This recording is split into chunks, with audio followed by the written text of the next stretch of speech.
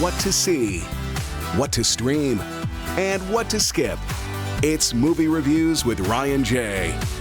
That's right, we're back with the nationally syndicated entertainment critic. It's Ryan J. Oh. It's your new Irish name, but I didn't say it Irish. I prefer Mick Ryan, Mick J, but cute. who knew? Sounds edible. I like it. All right, so here's the deal. New movies, new stuff coming out this weekend. So we've got some fun ones. Shazam, Fury of the Gods, PG-13 in theaters. Yes, this is the DC Comics movie. It's the sequel to the first Shazam, which came out in 2019. Okay. And excuse me, what I like about Shazam and this one is DC compared to Marvel is usually much darker in tone and style, and this Shazam is brighter colored, more comical, right? You know, all that stuff. So I tend to like that tone and vision more. What's the premise of this whole thing? I didn't see the first one, so. Well, Shazam is a superhero where it's like this ancient god and wizard with powers departs his powers onto a young boy who, when he says the word Shazam, becomes a superhero played by Zachary Levi, and then he gets his foster siblings all become Shazam superheroes. That's kind of the first one, the origin story. This one is The Gods Attack, Fury of the Gods. Oh, so is it the same cast then? It is the same cast, but the new ones, these gods, the Fury of the Gods, these ancient gods that come to attack, are played by Lucy Liu and Helen Mirren. Love them. And I love them too. That's so cool to see them doing, you know, what looks like period work, but also fantasy work. And this really is what I love about this stuff is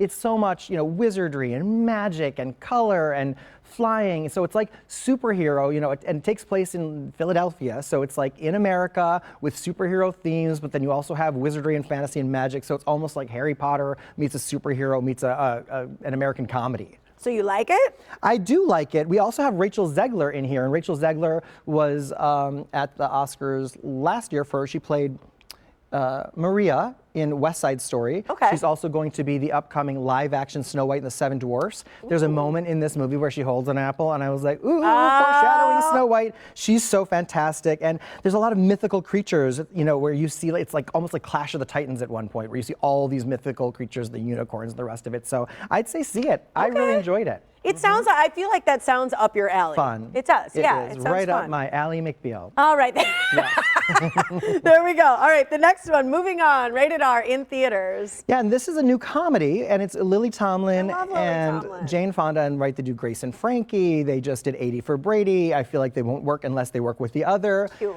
I actually watched this. I screened this earlier this week with Molly Faye and her mom Oh. at Molly's house. Okay, don't give us what they thought yet. Okay. All right, how's the length of this film? It's short. It's an hour and 20 minutes, though it seemed like 40 hours. Really? Yeah. It's, the weird thing about it is they're calling it a comedy. It's not a comedy. The three of us laughed maybe once in the first 20 minutes of the movie, and the rest of it, we were kind of looking at each other. The only way we even finished the movie in just an hour and 20 minutes is we had to keep talking to each other. If we sat there in silence, and we weren't just totally captivated and engaged by the film, we had to speak to each other, and we were like, oh my God, is it really this bad? Is it just me? Is it just I who thinks this is bad? The score is so depressing and somber and horrible and sad.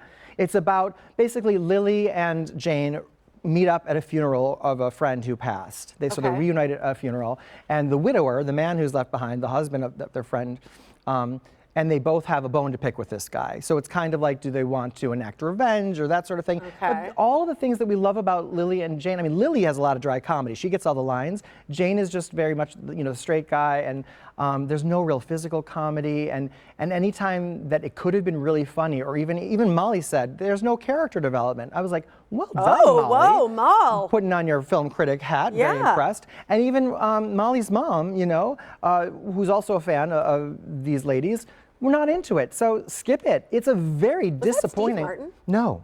Why did it look so much like Steve Martin? Because he had white hair, but not all men of a certain age with white hair are Steve Martin. He looked like Steve Martin. Not Sorry. really. I mean, Katie even said that too. She goes, he did. Really, Katie? Yeah, he looked a lot like Steve Martin. All right. That whole time until that last close-up, I was like, is that Steve Martin? Maybe if it was Steve Martin, it would have been a much better movie, but they all should just improvised and had fun, because this was not a fun movie. Skip it. Sad. I'm bummed about that, because I love those actors, and I want older actors to have their day too. So, all right, well, good to know. All the World is Sleeping. This is on demand. Is your last one? Right. It's in select theaters and on demand. Okay.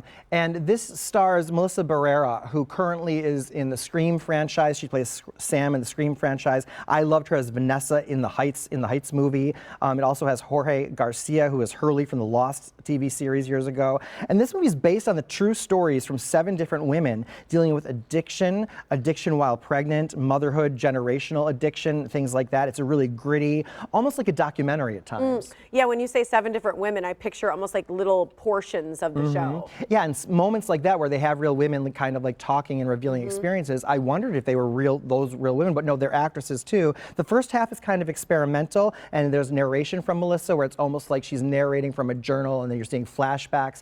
And then the rest of the second half of the movie is very good. It's where it's more in the present and storytelling. The score here is outstanding, and I didn't like the first half as much as I liked the second half, but I enjoyed the second half so much I'm saying stream it. Okay. If you like a gritty drama based on a true story. Apparently it's better than the other 2, so there we go.